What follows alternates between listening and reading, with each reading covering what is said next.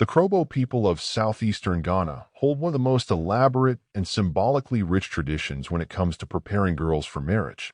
This centuries-old cultural practice, known as Dipo, is deeply rooted in the Krobo community's beliefs and serves as a rite of passage marking a young girl's transition into womanhood. The ceremony is not just a mere cultural event, but a profound educational and moral institution designed to shape the lives of Krobo women, ensuring that they are prepared to enter adulthood with dignity, grace, and the necessary skills to sustain a family and contribute to their community.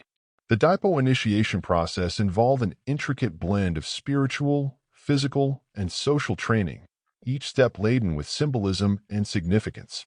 For the Krobo, this tradition is as much about preserving the values and identity of the community as it is about preparing girls for marriage.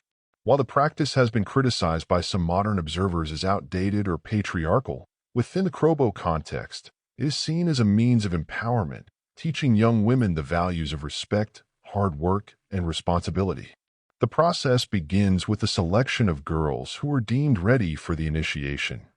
Traditionally, this readiness is not determined solely by age, but by maturity and the consent of the family.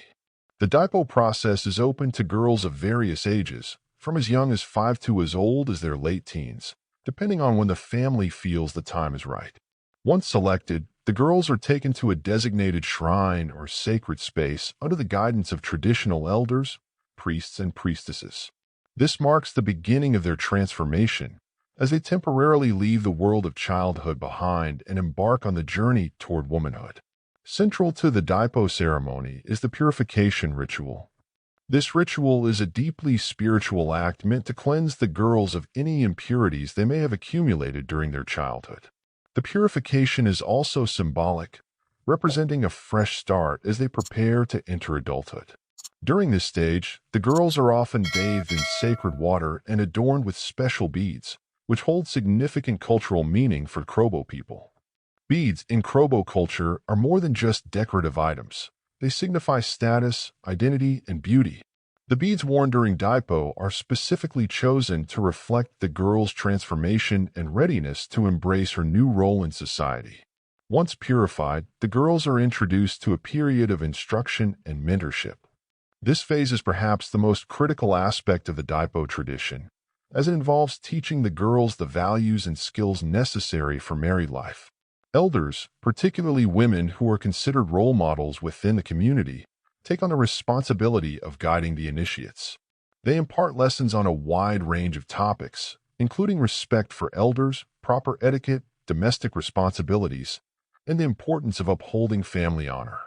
The girls are also taught about sexuality and reproductive health in a culturally sensitive manner, emphasizing the importance of fidelity and responsibility within marriage.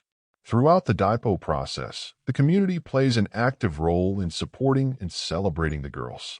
The ceremony is not a private affair but a communal one, with family members, friends, and other community members gathering to witness and partake in the events.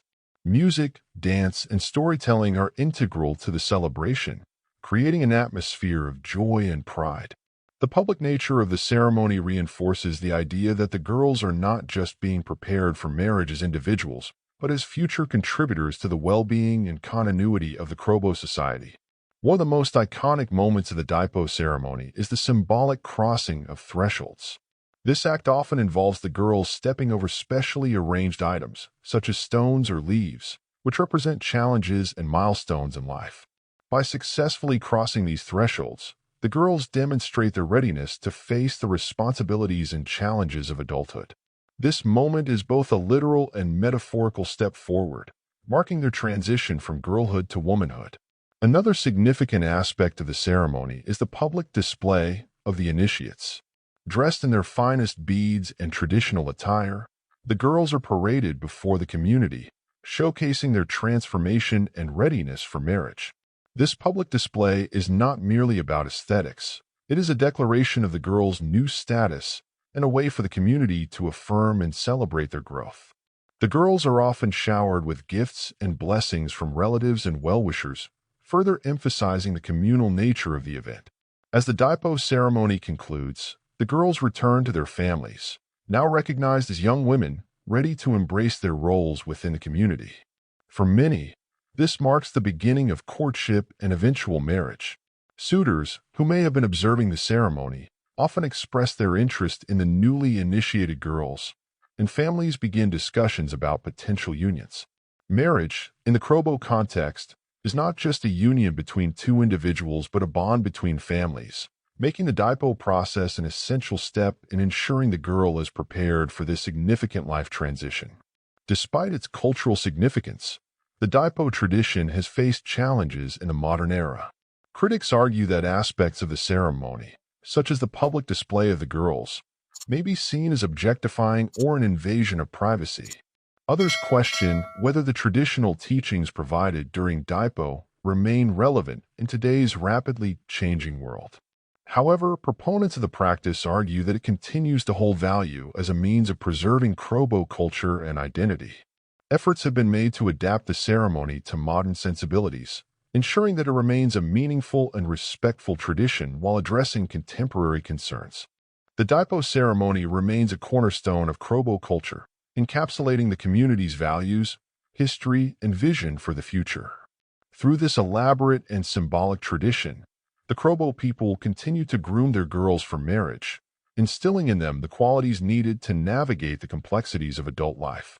For the Krobo, Daipo is not just a rite of passage. It is a celebration of womanhood, a reaffirmation of cultural heritage, and a testament to the enduring importance of community in shaping individual lives.